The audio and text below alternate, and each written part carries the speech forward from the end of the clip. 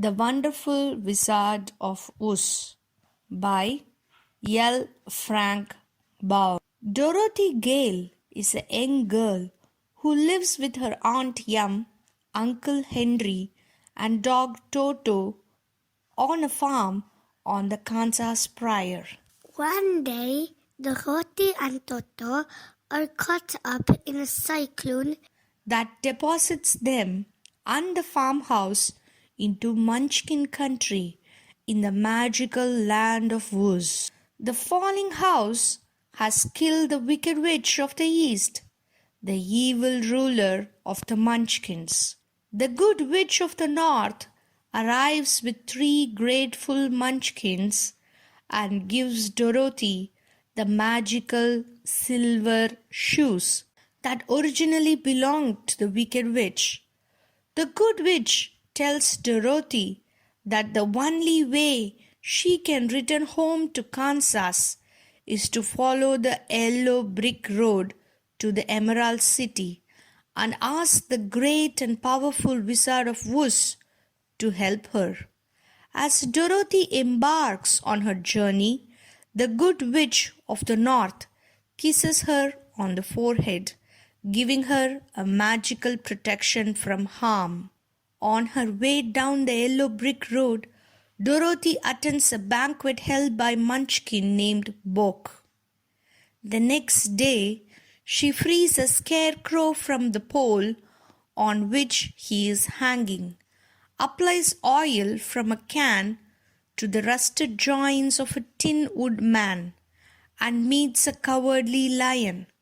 The scarecrow wants a brain, the tin woodman wants a heart, and the lion wants courage. So Dorothy encourages them to journey with her and Toto to the Emerald City to ask for help from the wizard. After several adventures, the travelers arrive at the Emerald City and meet the guardian of the gates, who asks them to wear green tinted spectacles to keep their eyes from being blinded by the city's brilliance. Each one is called to see the wizard.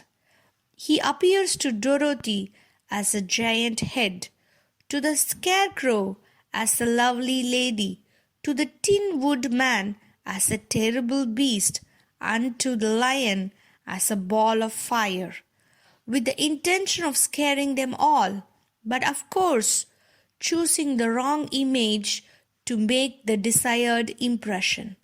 He agrees to help them all if they will kill the Wicked Witch of the West, who rules over Winky Country. The guardian warns them that no one has ever managed to defeat the Witch of the West. The Wicked Witch of the West sees the travelers approaching with her one telescopic eye. She sends a pack of wolves to tear them into pieces, but the Tin Woodman kills them with his axe. She sends a flock of wild crows to peck their eyes out, but the scarecrow kills them by twisting their necks. She summons a swarm of black bees to sting them, but they are killed while trying to sting the Tin Woodman, while the scarecrow's straw hides the others. She sends a dozen of her winky slaves to attack them, but the lion stands firm to repel them. Finally, she uses the power of her golden cap to send the winged monkeys to capture Dorothy, Toto, and the lion. She cages the lion, scatters the straw of the scarecrow, and dents the Tin Woodman. Dorothy is forced to become the witch's personal slave, while the witch schemes to steal her silver shoes' powerful magic. The witch successfully tricks Dorothy out of one of her silver shoes. Angered, she throws a bucket of water at the witch and is shocked to see her melt away. The Winkies rejoice at being freed from her tyranny and help restuff the scarecrow and mend the Tin Woodman. They ask the Tin Woodman to become their ruler, which he agrees to do after helping Dorothy return to Kansas. Dorothy finds the witch's golden cap and summons the winged monkeys to carry her and her friends back to the Emerald City. The king of the winged monkeys tells how he and his band are bound by an enchantment to the cap by the sorceress Gayalate from the north, and that Dorothy may use it to summon them 2 more times. When Dorothy and her friends met the wizard again, Toto tips over a screen in a corner of the throne room that reveals the wizard, who sadly explains he's a humbug, an ordinary old man who, by a hot air balloon, came to Us long ago from Omaha.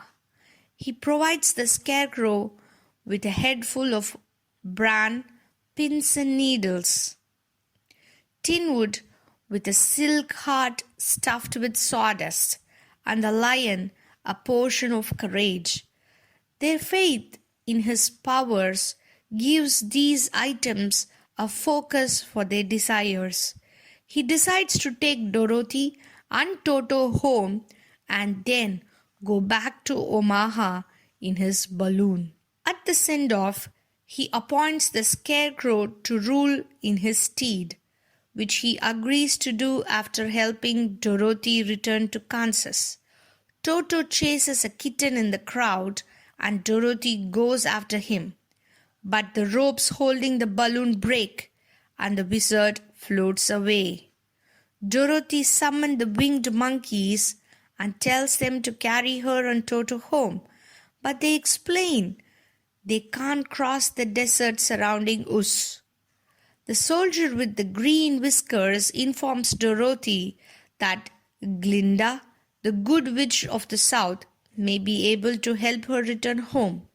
So the travelers begin their journey to see Glinda Castle in Quadling Country.